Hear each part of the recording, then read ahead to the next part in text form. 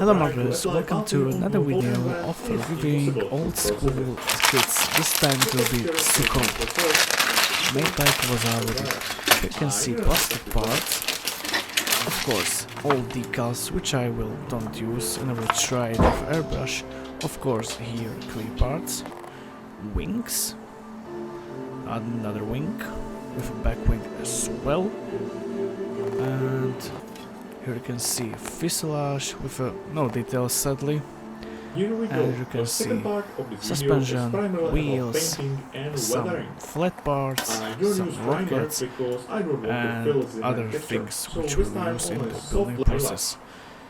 As you can notice, I am spraying Old light bombs paint on as a well, raised or and areas. with this step, this video finished. Bye bye.